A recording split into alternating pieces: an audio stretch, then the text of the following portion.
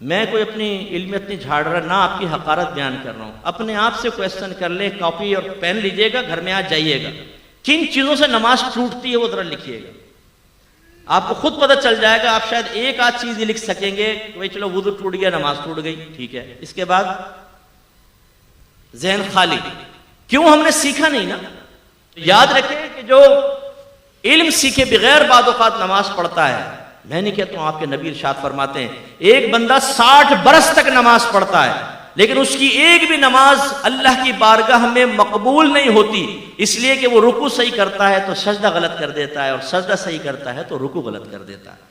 سرکار مسجد میں بیٹھے ہوئے ہیں, ایک دیہاتی صحابی جن کو اعرابی کہتے ہیں وہ آئے, نماز ادا کی, آ کے سلام کیا. سرکار نے سلام کا جواب دیا, پھر فرمایا صلی فإنک لم تصلی, تو نماز پڑھ کیونکہ تو نے نماز نہیں پڑھی. بڑا حیران ہوا, گیا پھر نماز پڑھی, پھر آئے, سرکار نے سلام کا جواب دیا, فرمایا یہی جملہ, جاؤ دوبارہ نماز پڑھو. پھر گئے نماز پڑھ کر آئے, سرکار نے فرمایا تو نے نماز نہیں پڑھی, دوبارہ پڑھ.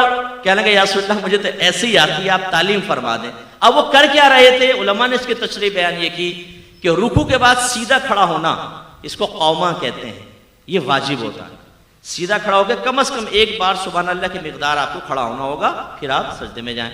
ایسی ایک سجدے سے جب ہم اٹھ کے بیٹھتے ہیں اس کو جلسہ کہتے ہیں, اس میں بھی کم از کم ایک بار سبحان اللہ کی مقدار بیٹھیں گے اور پھر اس کے بعد ہم دوسرا سجدہ کریں گے. سبحان اللہ مجھ سے کہنا نہیں ہے, جتنی دیر میں سبحان اللہ ہوتی ہے اتنی دیر بیٹھے پھر اگلا. اب ہمارے بھائی کیا کرتے ہیں, رکوع میں گئے, یہ اٹھے فوراً, اور نماز پڑھتے ہوئے تیزی سے دیکھیے گا یوں چک چک چک چک, ایک سجدہ پورا نہیں اٹھے گا, پھر فوراً. اتنی تیز نماز پڑھتے ہیں بعض, اور خاص طور پہ وہ بچے جن کو گیم سے اٹھا دیتی نا, امی نماز پڑھو, کم وقت تو گیم بند کروا دوں گی. اچھا امی پڑھ رہے, ان کی نماز کی سپیڈ آپ دیکھیں. ابھی ہم جیسا آدمی الحمدللہ رب العالمین اور الرحمن الرحیم پڑھے گا, وہ رکوع میں بھائی تو نے مشین لگا رکھی ہے منہ کے اندر, اتنی تیزی سے ختم کر لیا تو نے, اور یہ رکوع بس ایک دم فارغ. سنت غائب ہے نا, سنت موقدہ, غیر موقدہ, نوافل, اس سے بالکل مبرہ, خالی فرض پڑھے جلدی جلدی آ کے پھر بیٹھ گئے 2 گھنٹے کے لیے. یہ جو نمازیں ہیں یہ نمازیں منہ پہ ماری جاتی ہیں. سرکار فرماتے ہیں بعض نمازی ایسے ہیں کہ ابھی مسجد کے دروازے سے باہر نہیں نکلنے پاتے, لیکن ان کی نماز پرانے کپڑے کی طرح لپیٹ کے ان کے منہ پر مار دی جاتی ہے.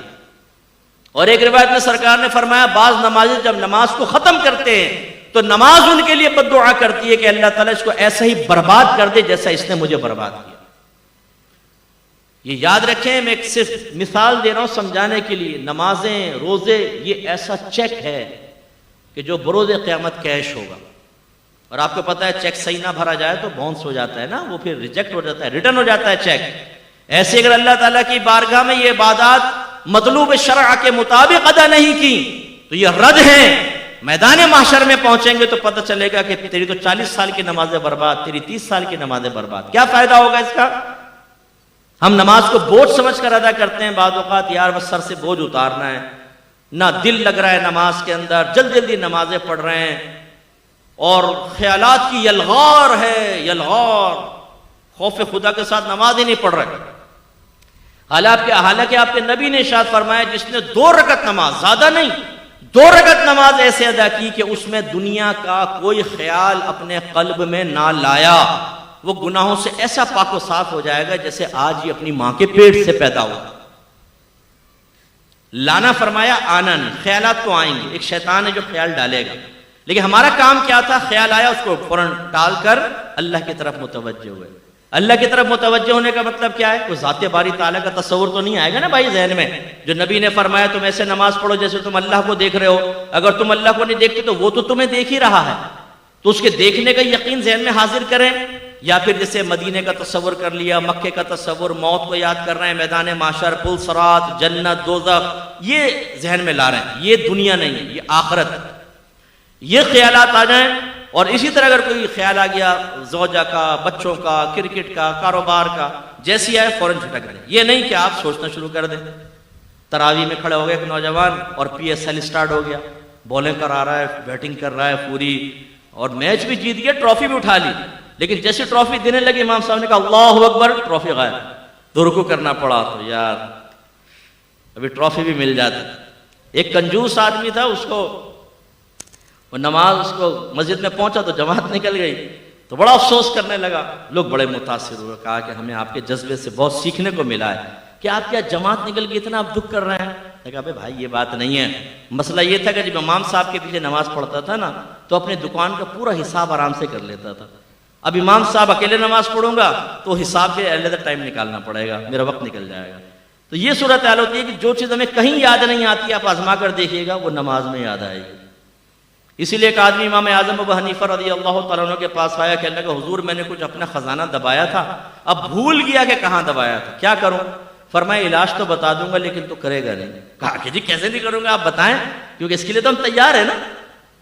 اگر میں کہوں 5 وقت نماز پڑھیں، داڑیاں بڑھائیں، دین علم کے دین سیکھیں، اللہ آپ کو جنت دے گا، ہم میں سے بہت سے کہیں گے ہاں کیا صحیح رہے ہیں، بالکل اللہ ہمیں توفیق دے گا، بس توفیق دے گا۔ اور اگر میں کہوں میں آپ کو وظیفہ دے رہا ہوں 100 مرتبہ آپ کو پڑھنا ہے، 100 مرتبہ فجر کی نماز کے بعد، اسی دن آپ کو 1 لاکھ روپے نہ ملے تو فقیر کا گریبان پکڑ لیجئے گا۔ آپ کہیں گے مفتی صاحب اگر گھر میں چائے پی لیں تو بڑی مہربانی ہوگی۔ پھر آپ اس کو پوچھیں گے، پوچھنے کے بعد اگر میں یہ بھی کنڈیشن لگا دوں کسی نے شور کر دیا نا یا آپ بھول گئے گنتی، ختم، دوبارہ شروع، تو آپ اس کمرے میں داخل ہونے سے پہلے گھر والوں کہیں گے کوئی آئے نا ٹانگیں توڑ دوں گا، تم لوگ کم وقت ہو، نکل جاؤ، بچوں کو باہر نکالو گھر سے، اور مصلی پہ بیٹھ کے ایک ایک دانہ یہ ہمارا استغراق ہے۔ کیوں کہ مادی شے ہمارے سامنے آئے تو ہماری کامل توجہ ہوتی ہے، اور آخرت کے بارے میں کہیں تو بالکل بھی نہیں ہوتی۔ تو اللہ کے نبی نے یہ فرمایا 2 رکعت نماز، دنیا کا خیال نہ لاؤ، گناہوں سے ایسے پاک و صاف ہو جاؤ گے جیسے آج ہی ماں کے پیٹ سے پیدا ہوں۔ لیکن یہ بھی میرے نبی نے ارشاد فرمایا، علامہ آلوسی نے اس حدیث کو نقل فرمایا، سرکار نے فرمایا آخری زمانے میں ایک شخص بھی مسجد میں ایسا نہیں ہوگا جو خشوع و خضوع کے ساتھ نماز ادا کرنے والا ہو، یعنی ہر ایک دنیا کے خیالات میں مگن کھویا ہوا ہوگا۔ ایک شخص کو سرکار نے دیکھا وہ نماز پڑھ رہا ہے تو اپنی داڑھی سے کھیلنے لگا نا، جیسے ہم لوگ سیٹ کرتے ہیں نا ہمارے نوجوان، یہ پف بنا رہے ہوں گے نا، ان کو وہ آئینے میں اپنا عکس تو ذہن میں آ جاتا ہے، تو جیسے وہ آئینے میں کرتے ہیں وہ بغیر آئینے کے بھی ویسے سیٹ کر لیتے ہیں کیونکہ وہ نقشہ ذہن میں ہوتا ہے۔ اب وہ یہ سیٹ کر رہے ہیں، یہ سیٹ کر رہے ہیں، وہ شخص بھی کوئی داڑھی کو ایسا کرنے لگا، تو میرے آقا نے صحابہ سے فرمایا اگر اس کے دل میں خشوع و خضوع ہوتا تو اس کے اعضاء بھی خشوع پذیر ہوتے، یعنی اگر اس کے دل میں اللہ کا خوف ہوتا تو اس کے اعضاء سے بھی ظاہر ہوتا کہ اللہ کے خوف میں رہ کر نماز پڑھ رہا ہے، لیکن تو داڑھی سے کھیل رہا ہے، اور یہ ہمارا حال ہوتا ہے۔ تو کامل نماز کب ہوگی؟ جو مطلوب شرع کے مطابق، اور جس کو اقامت الصلاۃ فرمایا گیا وہ تب جب ان تمام مسائل کو سیکھ کر اور خشوع و خضوع کے ساتھ نماز ادا کریں۔ تو آپ برا نہیں مانیے گا، اپنی پچھلے پورے مہینے کی نماز کو آپ سوچ لیں، کوئی 2 رکعت نماز ہم نے ایسی ادا کی جس میں دنیا کا خیال نہ آنے دیا ہو۔ میری کوشش ہوتی ہے، اللہ مجھے عجب خود پسندی سے بچائے، میرا رب کا ہی کمال ہوتا ہے سب، لیکن میری کوشش ہے کہ میں لوگوں کو اصل دین کی طرف لے کر آؤں، احتساب کی طرف لے کر آؤں، اللہ جس کو توفیق دے۔ تو میں جب جمعے کی نماز پڑھانے لگتا ہوں تو میں سب کو کہتا ہوں یہ 2 رکعت نماز حدیث سنا دیتا ہوں، اور کہتا ہوں کم از کم یہ 2 رکعت نماز ایسی پڑھنی ہے کہ دنیا کا کوئی خیال دل میں نہ آئے، ہمت کیجئے گا۔ پھر تکبیر لگاتے ہیں، اللہ تعالیٰ یقیناً بہت سوں کی مدد کرتا ہوگا، اور ہو سکتا ہے میرے پیچھے جو نماز پڑھ کے نکلتا ہو وہ گناہوں سے ایسا پاک و صاف ہو چکا ہو جو آج ہی اپنی ماں کے جیسے اپنے ماں کے پیٹ سے آج ہی پیدا ہوا ہے۔ یہ تو اللہ کا کرم ہے نا، جس کو اللہ تعالیٰ توفیق دے دے، تو یہ ہمیں بھی کرنا چاہیے۔